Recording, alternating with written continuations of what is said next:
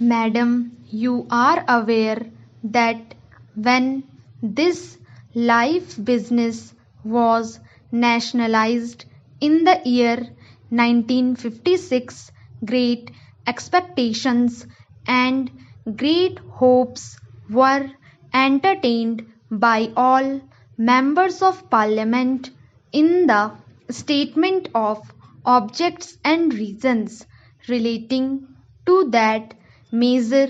The finance minister stated that nationalization was necessary and even imperative to achieve the broad objectives of increasing insurance business, to take it to larger areas including the rural areas, and to give greater returns to policyholder. We have to see, after these few years of the working of this organization, how far we have achieved these great objectives. In the past also, we may remember that many criticisms have been made in regard to the working of this organization. Even the estimates committee has gone into this question and examined in detail the various aspects of the working of this organization.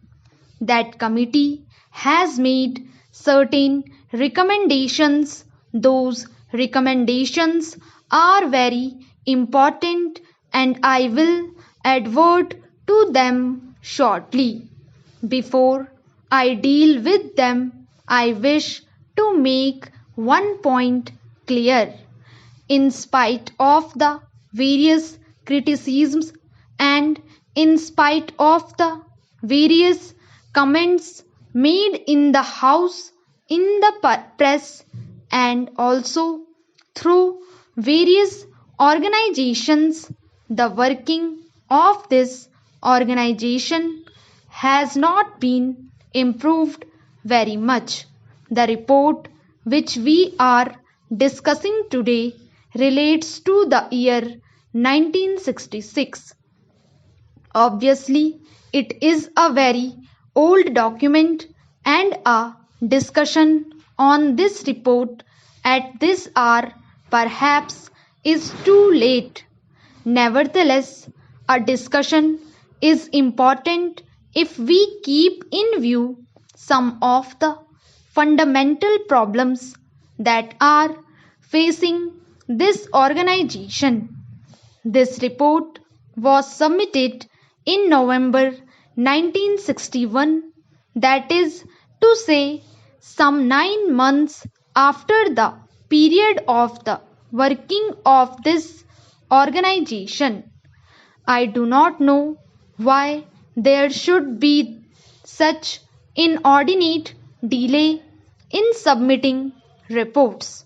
The report, madam, deals with various aspects.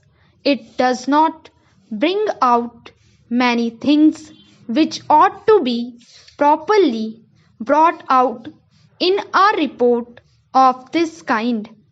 And while reading this report, I was not able to make out the working of this organization and to get a proper understanding of it. For that purpose, I have to depend upon other reports and other opinions expressed by various organizations in this country, and thereby I have to gather information. That is why I have to suggest that the report should be comprehensive. I would refer to some of the important problems confronting this organization. The most important among them, in my opinion, is the organizational setup. You remember when this matter came up for discussion in both houses of parliament at the time of the nationalization of this live business. Suggestions were made by certain members. I was participating in the other house in the debate then, and I suggested that one corporation would not be better, and it is desirable to have more than one organization.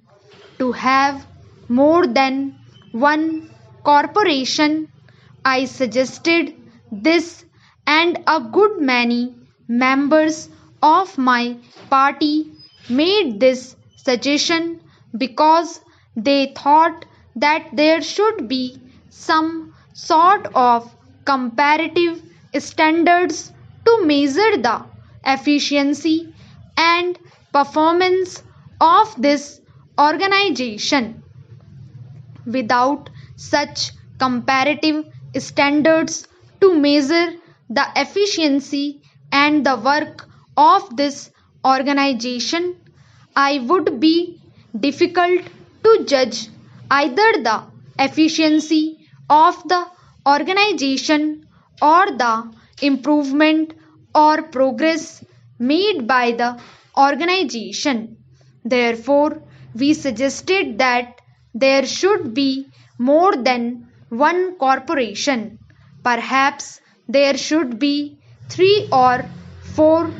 Now, after the experience gained, the estimates committee has come to this conclusion that this is a huge monolithic organization whose task has been increasing all the time, and that it has not been possible for this organization to fulfill all the expectations and all the tasks and all the requirements that are expected to be fulfilled by this organization.